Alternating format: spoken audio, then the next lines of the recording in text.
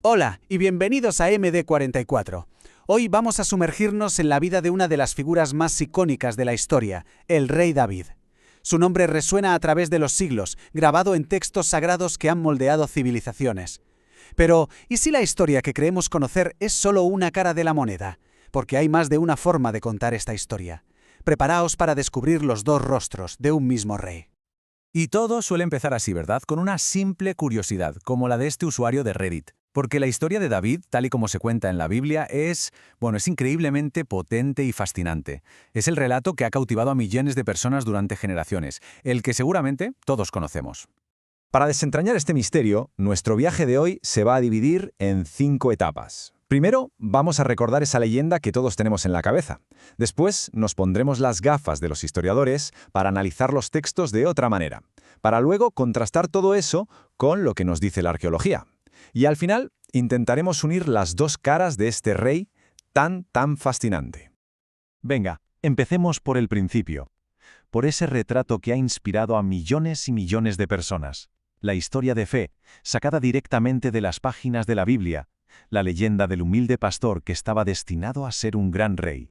Y este es el David que todos conocemos, ¿verdad? El joven pastor elegido por Dios, el músico que calmaba la ira del rey Saúl, el valiente que con una honda derribó a un gigante.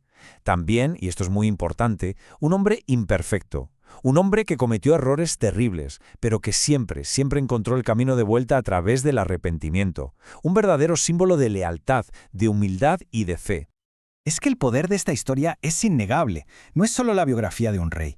Es casi un espejo de la propia condición humana. Una reflexión sobre la fe, sobre el perdón, sobre nuestro lugar en el gran esquema de las cosas. Y por eso su eco resuena con tantísima fuerza a través de los siglos. Vale, y ahora vamos a dar un giro. Vamos a cambiar de lente. Vamos a adoptar la mirada de la ciencia histórica. Porque los historiadores y los arqueólogos no buscan lecciones morales en el pasado. Buscan pruebas, buscan hechos tangibles. Y sus preguntas, como os podéis imaginar, son radicalmente diferentes. La herramienta principal que usan es lo que se conoce como el método histórico crítico. Y ojo, su objetivo no es desacreditar la fe, ni mucho menos, es analizar los textos como lo que son, documentos de su tiempo. Se preguntan cosas como ¿quién escribió esto? ¿Y cuándo? ¿Con qué intención? ¿Qué nos revela sobre la sociedad de aquella época?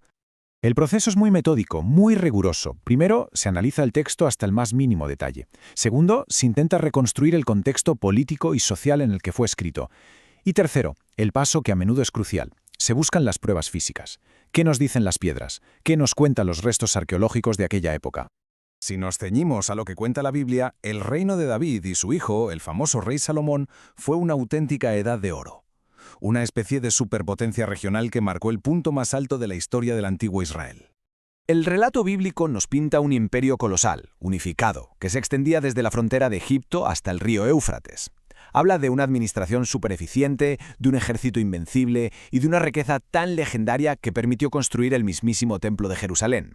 Una imagen grandiosa. Y es justo aquí donde entra en escena la arqueología.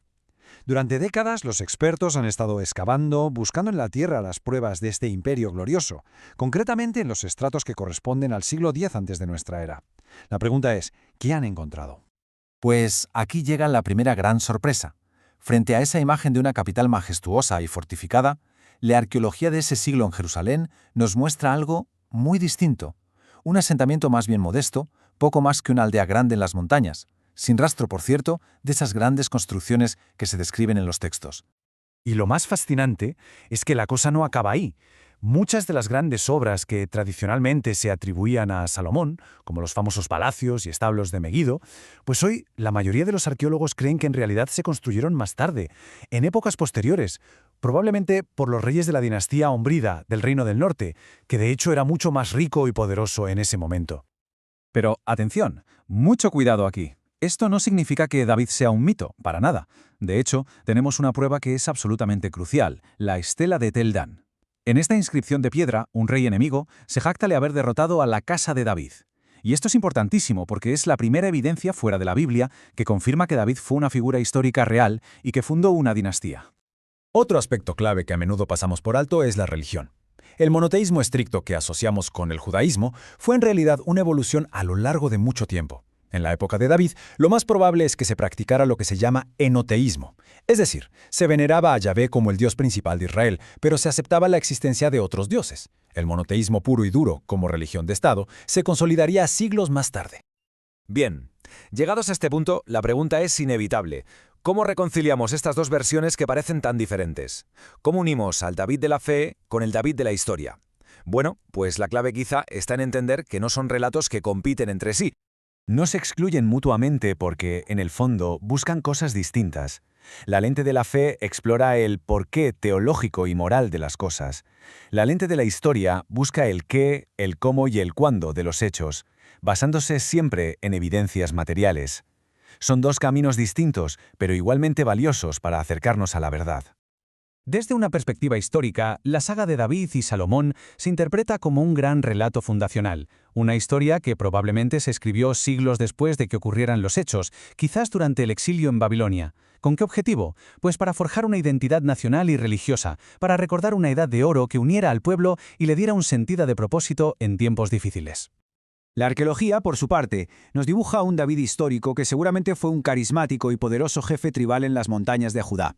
Un líder real, un líder influyente, sin duda, cuya memoria y cuya importancia crecieron con el paso del tiempo hasta transformarse en la leyenda del gran emperador que todos conocemos.